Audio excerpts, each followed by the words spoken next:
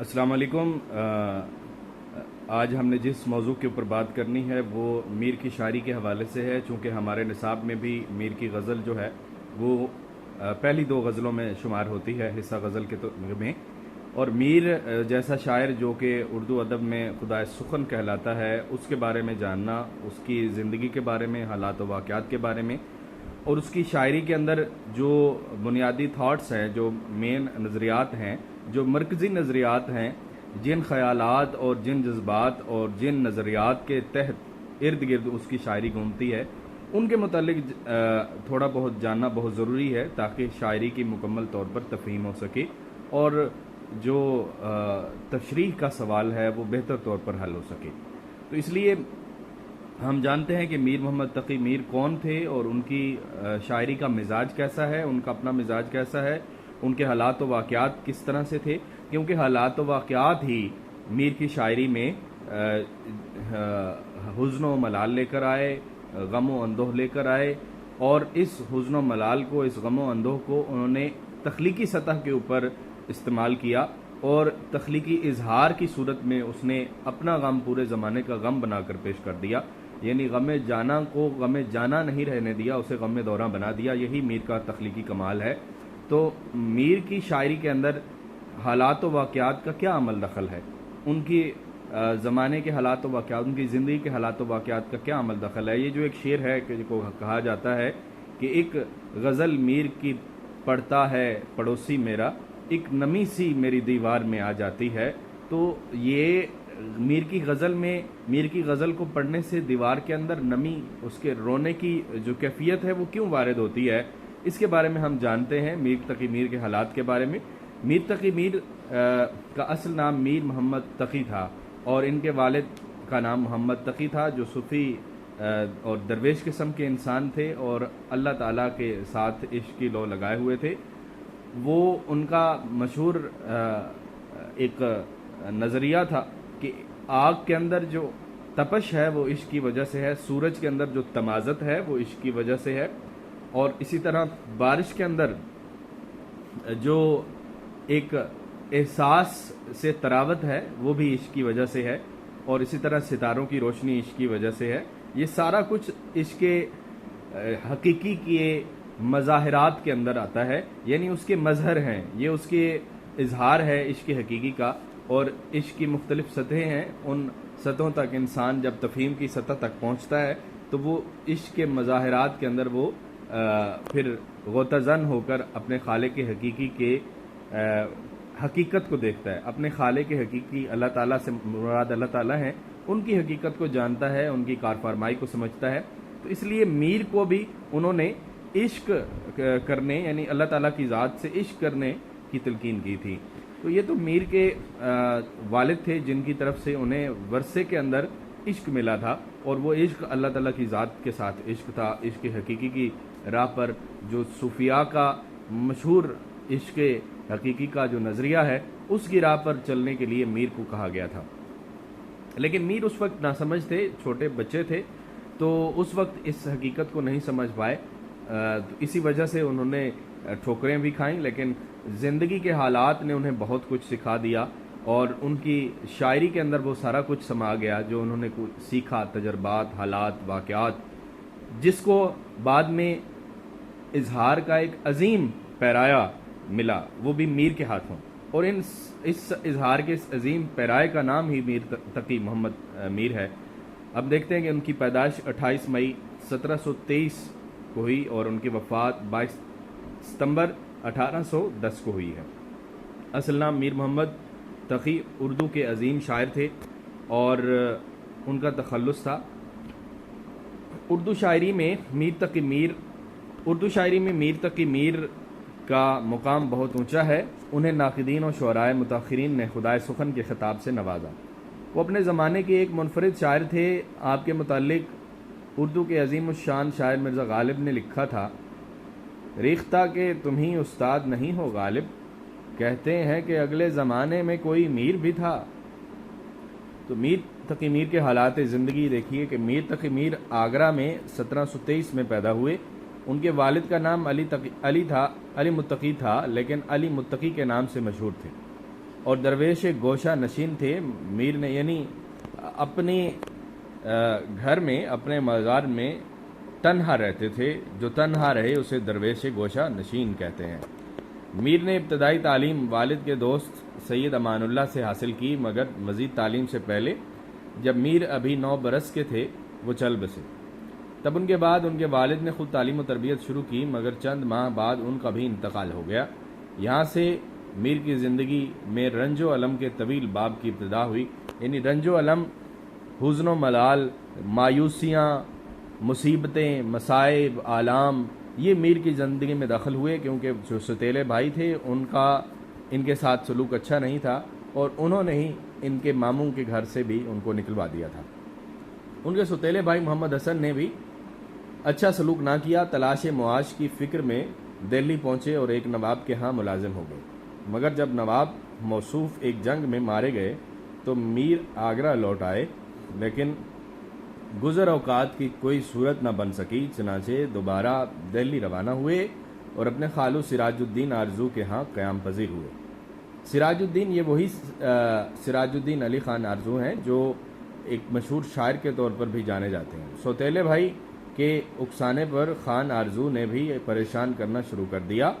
کچھ غم دوراں کچھ غم جانا سے جنوں کی کیفیت پیدا ہو گئی، یعنی کچھ چڑچڑاپن اور پاگل پن پیدا ہو گیا. چونکہ مسلسل وہ مایوسیاں، مصائب اور علام اور دھتکارے جانے کی کیفیت سے میں رہ کر ان کے اندر چڑچڑاپن پیدا ہو گیا تھا. میر کا زمانہ شورشوں اور فتنہ و فساد کا زمانہ تھا. شورشوں، جھگڑوں، دنگا فساد، بدامنی کا زمانہ تھا. ہر طرف بدامنی تھی، کوئی لا اینڈ آرڈر کی سچویشن نہیں تھی. ہر طرف تنگ دستی اور مشکلات برداشت کرنے کے بعد بالآخر میر گوشہ عافیت کی تلاش میں لکھنؤ روانہ ہو گئے اور سفر کی صعوبتوں کے بعد لکھنؤ پہنچے. دراصل یہ وہی زمانہ ہے جب وہ لکھنؤ پہنچے میر آصف الدولہ کے پاس، جب یہاں دلی میں نادر شاہ نے حملہ کیا تھا. اور نادر شاہ افغانی کے حملے کے بعد دلی کے جو امراء تھے ان کی دولت لٹ گئی، اور جو معززین تھے وہ بیچارے کنگال ہو گئے، کیونکہ نادر شاہ افغانی کی فوجوں نے لوٹ مار کا بازار گرم کیے رکھا اور دلی کے معززین اور امراء کو خوب لوٹا. کشت و خون کا بازار گرم رہا، تو اس لیے میر جو ہے میر کے اپنے کافی سارے مارے گئے. پھر ایک طرف تو نادر شاہ افغانی کے حملے تھے اور دوسری طرف مراٹھوں کے حملے تھے. تو یہ جو مراٹھے تھے انہوں نے مغل سلطنت کے خلاف چھوٹی بہت جنگیں جاری رکھی ہوئی تھیں. اورنگزیب عالمگیر کے دور میں مراٹھوں کے ساتھ طویل دکن میں جنگیں ہوئی تھی 25 سالہ، اور اس کے بعد سے یہ شروع ہو گئی تھی. تو مراٹھوں کی قوت بڑھتی جا رہی تھی. انہوں نے دلی کے مکینوں کا جینا حرام کر رکھا تھا، اس لیے یہاں سے لوگ زیادہ تر ہجرت کر رہے تھے. تو میر نے بھی اسی زمانے میں لکھنؤ کی طرف ہجرت کی. وہاں ان کی شاعری کی دھوم مچ گئی. جب میر وہاں پر پہنچے تو اتفاق سے میر کو کوئی جانتا نہیں تھا. چہرے کے حوالے سے تو کسی نے دیکھا نہیں تھا، اس لیے شکل سے کوئی جانتا نہیں تھا، نام سے بہت جانتے تھے اور مانتے بھی تھے. تو جب میر وہاں پر پہنچے تو بقول محمد حسن آزاد لوگ آپس میں مشاعرے کے دوران گفتگو کر رہے تھے، یہاں تک کہ میر کی وضاقتہ دیکھ کر وہ لوگ بڑے چمگوئیاں کرنے لگے. تو میر سے جب پوچھا کہ شریف زادے تم کہاں سے ہو، تو میر نے اپنا جو جواب تھا وہ قطع کی صورت میں دیا. کیا بود و باش پوچھو ہو پورب کے ساکنوں، ہم کو غریب جان ہنس ہنس پکار کے.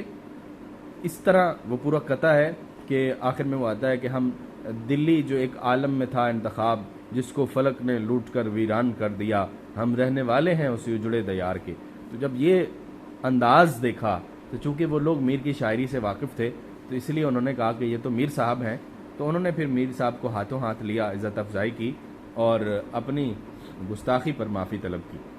تو نواب آصف الدولہ نے 300 روپے ماہوار وظیفہ مقرر کر دیا اور میر آرام سے زندگی بسر کرنے لگے. لیکن تندی مزاج کی وجہ سے کسی بات پر ناراض ہو کر دربار سے الگ ہو گئے. آخر 3 سالوں میں جوان بیٹی اور بیوی کے انتقال نے صدمات میں اور اضافہ کر دیا. آخر اقلیم سخن کا یہ حرمہ نصیب شہنشاہ، حرمہ نصیب غم زدہ جو غم کھا کھا کے مرا، شہنشاہ 87 سال کی عمر پا کر 1810 میں لکھنؤ کی آغوش میں ہمیشہ کے لیے سو گیا۔ یہاں آپ جانتے چلیے کہ میر کی جہاں پر قبر تھی وہاں پر ریلوے لائن بچھا دی گئی۔ یہی سننے میں آتا ہے کہ وہاں پر جو ہے بعدازاں جہاں پر ان کا مقبرہ تھا وہاں پر ریلوے لائن بچھا دی گئی۔ یہ اور بھی زیادہ غمزدہ بات ہے۔ میر کا تصور زندگی کیا ہے، اس کے بارے میں ہم جب جان گئے تو میر کی شاعری کی تفہیم، ان کی غزلوں کی سمجھ آسانی کے ساتھ آ جائے گی۔ زندگی کے بارے میں بڑا واضح ان کا تصور ہے۔ ان کا زندگی کے بارے میں نقطہ نظر حزنیہ تھا، یعنی وہ حزن و ملال، چونکہ ان کو ساری زندگی حزن و ملال کے ساتھ سابقہ پڑا تھا، اس لیے وہ دنیا کو بے ثباتی کی نظر سے دیکھتے ہیں، حزنیہ نظر سے دیکھتے ہیں۔ تو حزن ایک ایسے غم کا نام ہے جو اپنے اندر تفکر اور تخلیقی صلاحیتیں بھی رکھتا ہے۔ یہ غم ذاتی مقاصد اور ذاتی اغراض کا پرتو نہیں رکھتا، اس غم میں تو سوچ، غور و فکر اور تفکر کو دخل ہے۔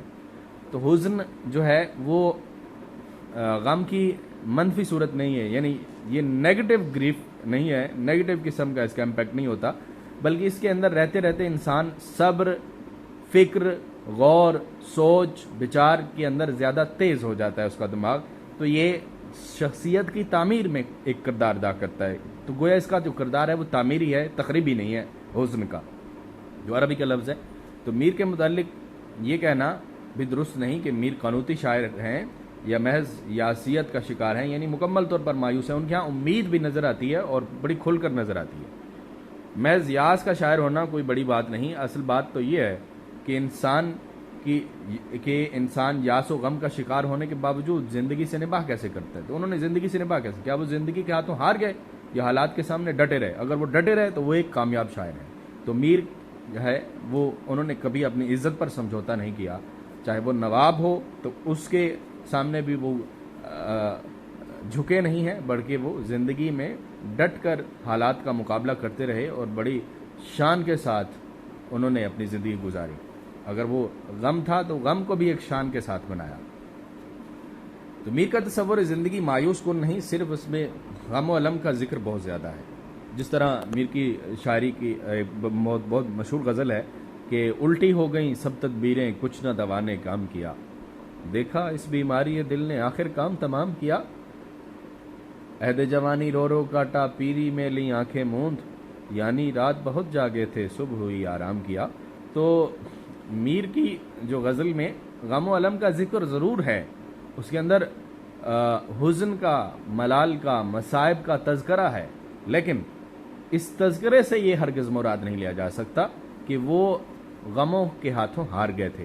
انہوں نے مقابلہ کیا زندگی میں آلام و غم کا، اور وہی مقابلہ، وہی جرت کا، اس کا اظہار ان کی شاعری میں بھی ملتا ہے۔ یہ غم و علم ہمیں زندگی سے نفرت نہیں سکھاتا، بلکہ زندہ رہنے کا حوصلہ عطا کرتا ہے۔ اس میں زندگی کی بھرپور توانائی کا احساس ہوتا ہے۔ اب میر کے کچھ اشعار دیکھیے۔ مجھ کو شاعر نہ کہو میر کے صاحب، میں نے درد و غم کتنے کیے جمع تو دیوان کیا، تو چشم روتے رہیے تو بجھے آتش دل، ایک دو اشک تو اور آگ لگا دیتے ہیں۔ اسی طرح میر کی شاعری کے محرکات کیا ہیں؟ میر کا دور شدید ابتری کا دور تھا، خراب حالات تھے، زندگی کے مختلف دائروں کی اقدار کی بے آبروئی ہو رہی تھی، انسانی خون کی ارزانی، یعنی انسانی خون سستا ہو چکا تھا، خون بہایا جا رہا تھا، دنیا کی بے ثباتی ظاہر ہے، جہاں پر ہر طرف دنگا، فساد، خون خرابہ اور لا اینڈ آرڈر کی سچویشن نہ ہو، کوئی قانون قاعدہ نہ ہو، تو وہاں ہر طرف جو ہے ایسا نظر آئے گا کہ دنیا فانی ہے اور انتہائی اس میں ورلڈ وار فرسٹ کے بعد جو یورپ کی صورتحال تھی، بالکل وہی صورتحال جو ہے وہ یہاں پر رہی، لیکن اس کی شدت میں اس سے کم تھی۔ یورپ کی صورتحال میں بھی یہی اس دور کی شاعری کی 1920 سے لے کر 1940 کی شاعری کو اٹھا کر دیکھ لیں تو وہاں بھی دنیا کی بے ثباتی نظر آتی ہے۔ اس کی بہترین مثال جو ہے ویٹنگ فار دا گوڈاٹ ناول ہے سیمیول بیکٹ کا، جس کے اندر وہ دنیا کی بے ثباتی کو بڑے خوبصورت انداز میں، یعنی دنیا عارضی اور فانی ہے اور بے معنی اور لایانی ہے، تو اس قسم کی جو نظریات ہیں وہ وہاں پر پھیلے پھولے۔ تو یہ ایک قدرتی بات ہے کہ جب دنگا فساد ہو اور ہر طرف قتل و غارت اور خون گری ہو اور کسی طرف بھی قانون کی پابندی نہ ہو تو وہ دنیا بے ثبات نظر آتی ہے، تو تباہ کن نظر آتی ہے۔ اسی طرح یہ اس چیز کو ہمگیر انسانی تباہی نے انسانوں کو بے حد متاثر کیا، وہاں میر بھی متاثر ہوئے۔ میر اس تباہی کے محض تماشائی نہ تھے، بلکہ وہ خود اس تباہال معاشرے کے ایک رکن تھے، جو صدیوں کے لگے بندھے نظام کی بربادی سے تسبیح کے دانوں کی طرح بکھر کر رہ گیا تھا۔ چونکہ مغلیہ سلطنت صدیوں کا ایک نظام تھا، اب وہ بکھر رہا تھا اور اب اس کو جوڑنا ممکن نہ رہا تھا۔ میر نے اس ماحول کے اثرات شدت سے محسوس کیے ہیں۔ ان کی غزلوں میں اس تباہی کے نقوش ملتے ہیں، لٹے ہوئے نگروں، شہروں اور اجڑی ہوئی بستیوں کے حالات، بجھے ہوئے دلوں کی تصویریں، زمانے کے گرد و غبار کی دھندلاہٹیں، تشبیہوں اور استعاروں کی شکل میں میر کے ہاں موجود ہیں۔ یعنی یہ سارے استعاروں اور کہیں پر علامتوں، کہیں پر سمبلز، کہیں پر تشبیہات کی صورت میں یہ سارا کچھ موجود ہے۔ اب چند اشعار دیکھیے کہ روشن ہے اس طرح دل ویراں میں ایک داغ، اجڑے نگر میں جیسے جلے ہے چراغ ایک۔ روشن ہے اس طرح دل ویراں میں داغ ایک، اجڑے نگر میں جیسے جلے ہے چراغ ایک۔ اسی طرح پتا پتا بوٹا بوٹا حال ہمارا جانے ہے، جانے نہ جانے گل ہی نہ جانے باغ تو سارا جانے ہے۔ دل کی ویرانی کا کیا مذکور، یہ نگر 100 مرتبہ لوٹا گیا۔ میر کی شامل نصاب غزلوں کے حوالے سے دنیا کی بے ثباتی کا بیان ہم دیکھتے ہیں۔ دنیا کی بے ثباتی کا بیان میر کی غزلوں میں کس طرح ہے۔ بے ثباتی دنیا کا جو ہمارے نصاب میں شامل ہے، بے ثباتی دنیا کا احساس اردو شاعری میں بہت عام ہے۔ اس موضوع پر تقریباً سبھی شعراء نے طب آزمائی کی ہے، یعنی شعر کہے ہیں، لیکن دبستان دہلی کے شعراء کے ہاں بے ثباتی کا احساس زیادہ گہرا نظر آتا ہے۔ خصوصاً میر تقی میر کی تمام شاعری میں دنیا کی بے ثباتی کا ذکر بڑے واضح الفاظ میں ملتا ہے، جس کی اصل وجہ اس دور کے غیر یقینی اور ہنگامی حالات تھے، جس کی وجہ سے ان کی شاعری میں دنیا سے بیزاری اور بے ثباتی کے موضوعات پروان چڑھے۔ اب چند اشعار دیکھیے جن میں دنیا کی بے ثباتی کا ذکر ہے۔ کہا میں نے کتنا ہے گل کا ثبات، کلی نے یہ سن کر تبسم کیا، نمود کر کے وہیں بحر غم میں بیٹھ گیا۔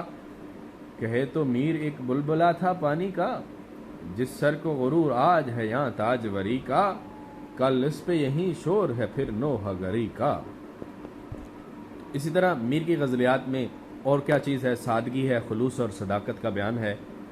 میر نے فنی خلوص کو پوری صداقت سے استعمال کیا ہے۔ فنی خلوص سے یہ کیا مراد ہوتا ہے؟ یہ مراد ہے کہ شاعر زندگی کے واقعات کو جس طرح دیکھتا ہے اسی طرح بیان کرتا بھی ہے یا نہیں کرتا، تو میر نے اسی طرح بیان کیا ہے۔ میر کا انداز اس لیے مقبول ہے کہ اس میں صداقت اور خلوص اور تمام باتیں بے تکلفی کے انداز میں کہی گئی ہیں۔ میر نے خیال بند شاعروں کسی معنی افرینی سے کام نہیں لیا، محض تخیل کے گھوڑے نہیں دوڑائے، یعنی امیجنیشن اس میں نہیں ہے۔ اس کی وجہ یہ ہے کہ میر عوام کا شاعر ہے، عوامی شاعر ہے۔ اس کے آس پاس کی زندگی سے درد و غم کے مضامین کے چشمے ابل رہے ہیں۔ میر نے انہی مضامین کو سادہ الفاظ میں بے تکلف انداز میں پیش کیا۔ میر کے خلوص و صداقت کا اندازہ ان اشعار سے بخوبی لگایا جا سکتا ہے۔ قدر رکھی نہ تھی متاع دل سارے عالم کو، میں دکھا لایا قدر رکھی نہ تھی متاع دل سارے عالم کو میں دکھا لایا۔ اسی طرح دل مجھے اس گلی میں لے جا کر اور بھی خاک میں ملا لایا، ابتدا ہی میں مر گئے سب یار، عشق کی کون انتہا لایا۔ میر کے شاعرانہ انداز کی غنائیت اور موسیقیت اپنے اندر فنی دلکشی کے بہت سے پہلو رکھتی ہے۔ میر کے انداز کی نغمگی اور ترنم مسلم ہے، یعنی تسلیم شدہ ہے۔ ان کے ہاں موسیقیت، میوزیکیلٹی بہت زیادہ ہے، اور یہی میر کی عظمت کا راز ہے۔ ان کا کمال فن یہ ہے کہ وہ مختلف خیالات کے اظہار کے لیے مختلف بحروں کا انتخاب کر کے نغمگی پیدا کرتے ہیں۔ فارسی مروجہ بحروں کے استعمال کے ساتھ ساتھ میر نے ہندی کے پنگل کو اردو غزل کے مزاج کا حصہ بنا کر ہم آہنگی کی صورت دینے کی کامیاب کوشش کی ہے۔ اس کا نتیجہ یہ ہے کہ ان کی شاعری میں بڑی کیف آور اور اثر انگیز غنائیت و موسیقیت پیدا ہوتی ہے، یعنی غنائیت بھرپور ہے۔ آپ غنائیت کے حوالے سے بھی میر کی شاعری کی تشریح لازمی کریں۔ پھر آخر میں آتا ہے میر کا تصور عشق۔ میر کے شاعرانہ انداز کی غنائیت اور موسیقیت اپنے اندر فنی دلکشی کے بہت سے پہلو رکھتی ہے۔ میر کے انداز کی نغمگی اور ترنم مسلم ہے، اور یہی میر کی عظمت کا راز ہے۔ ان کا کمال فن یہ ہے کہ مختلف خیالات کے اظہار کے لیے مختلف بحروں کا انتخاب کر کے نغمگی پیدا کرتے ہیں۔ یہ تو نغمگی کے حوالے سے ہے۔ فارسی کی مروجہ بحروں پنگل کو بڑی خوبصورتی کے ساتھ استعمال کرتے ہیں۔ میر کا تصور عشق اس گوشت پوست کے انسان کے ساتھ عشق کی سطح بھی رکھتا ہے، اور میر کا تصور عشق کے اندر عشق حقیقی کے پہلو بھی ہیں۔ یہ دونوں جو ہے وہ عشق حقیقی اور عشق مجازی دونوں سطح موجود ہیں۔ میر حسن کے پرستار بھی ہیں، حسن مجاز کے پرستار بھی ہیں، اور حسن حقیقی کے پرستار بھی ہیں۔ دونوں حسن کو وہ ایک ہی سا سمجھتے ہیں، یعنی میر اس نے حقیقی تک پہنچنے کے لیے حسن مجاز کو ایک سیڑھی کے معنی سمجھتے ہیں، اس لیے میر کی شاعری کے اندر ان کے ذاتی تجربات عشق کا بیان بھی نظر آتا ہے۔ ان کی عشق کے اندر ابتدائی ایام کے اندر ان کی عشق کے اندر جو ناکامیاں ہیں، جو ٹھکرائے جانے کی کیفیت ہے، اس کو انہوں نے بڑی خوبصورتی سے بیان کیا۔ اسی وجہ سے وہ ایک جنون کی کیفیت کے اندر بھی رہے۔ نظر آئی ایک شکل مہتاب میں، کمی آئی جس سے خروخ خواب میں، تو یہ ان کی مثنوی ہے۔ اپنی مثنوی کے اندر وہ اپنے عشق کا تجربات کو بیان کرتے ہیں، اور اس کے منفی پہلو بھی، اس کے اندر جو ناکامی ہوئی اس کے منفی پہلو ان کی ذات کے اوپر پڑے، لیکن ان کی شاعری میں یہ ایک تخلیقی سطح کے اوپر ابھر کر سامنے آئے اور ایک تخلیقی تعمیری عمل کے اندر تبدیل ہو گئے۔ تو یہی وجہ ہے کہ میر کی شاعری کے اندر جو ہے وہ عشق اور پھر عشق کی ہجرت، یعنی عشق اور ہجرت یہ دونوں غم جو ہے وہ ملے جلے ہیں۔ ایک تو اپنے محبوب کے ساتھ عشق ہے، ایک عشق حقیقی ہے، اور عشق ایک اپنے وطن کے ساتھ ہے، اپنی ملت کے ساتھ ہے، اپنے لوگوں کے ساتھ ہے، اپنے علاقے کے ساتھ ہے، اپنی ثقافت کے ساتھ ہے، اپنے کلچر کے ساتھ ہے، اپنی زبان کے ساتھ ہے، اپنے ارد گرد کے لوگوں کے ساتھ ہے، اپنے ماحول کے ساتھ ہے، اس ماحول کے ساتھ ہے جس میں وہ پروان چڑھے، جس میں بڑھے، جس میں پلے بڑھے۔ تو وہ ساری عشق کی وہ ساری ہجرتیں ہمیں میر کی شاعری میں نظر آتی ہیں کہ جہاں جہاں سے انہیں ہجرت کرنی پڑی، وہاں سے انہیں جب عشق تھا وہاں سے ہجرت کرنی پڑی۔ تو اس کے ہجر و فراق کے اندر جو انہوں نے اشعار کہے ہیں وہ میر کی شاعری میں بہت درد و غم کی کیفیت کے نمائندہ شعر ہیں۔ تو اس حوالے سے ان کی شاعری جو ہے وہ ان کی تفہیم ضروری ہے۔ اب شامل نصاب جو غزل ہے وہ دیکھتے ہیں، یہ پوری غزل ہے۔ شامل نصاب میں کچھ اشعار تو حذف کر دیے گئے ہیں، لیکن ہم پوری غزل یہاں پر پیش کرتے ہیں۔ جس سر کو غرور آج ہے یہاں تاج وری کا، کل اس پہ یہیں شور ہے پھر نوحہ گری کا۔ شرمندہ تیرے رخ سے ہے رخسار پری کا، چلتا نہیں کچھ آگے تیرے کبک دری کا۔ یہ دوسرا شعر جو ہے یہ مطلع ثانی ہے، اسی کو حسن مطلع کہتے ہیں کیونکہ اس کے دوسروں مصروں میں قافیہ اور ردیف شامل ہیں۔ آفاق کی منزل سے گیا کون سلامت، اسباب لٹا راہ میں یا ہر سفری کا۔ زندہ میں بھی شورش نہ گئی اپنے جنوں کی، اب سنگ مداوا ہے اس آشفتہ سری کا۔ ہر زخم جگر داور محشر سے ہمارا، انصاف طلب ہے تیری بیداد گری کا۔ اپنی تو جہاں آنکھ لڑی پھر وہیں دیکھو، آئینے کو لبکا ہے پریشان نظری کا۔ صد موسم گل ہم کو تہے بال ہی گزرے، مقدور نہ دیکھا کبھو بے بال و پری کا۔ اس رنگ سے جھمکے ہے پلک پر کہ کہے تو، ٹکڑا ہے میرا اشک عقیق جگری کا۔ کل سیر کیا ہم نے سمندر کو بھجا کر، تھا دست نگر پنجہ مژگاں کی تری کا۔ لے سانس بھی آہستہ کہ نازک ہے بہت کام، آفاق کی اس کارگہ شیشہ گری کا۔ ٹک میر جگر سوختہ کی جلد خبر لے، کیا یار بھروسہ ہے چراغ سحری کا۔ آج اس کے ساتھ ہی آج کا یہ لیکچر، آج کا یہ موضوع تمام ہوتا ہے۔ والسلام۔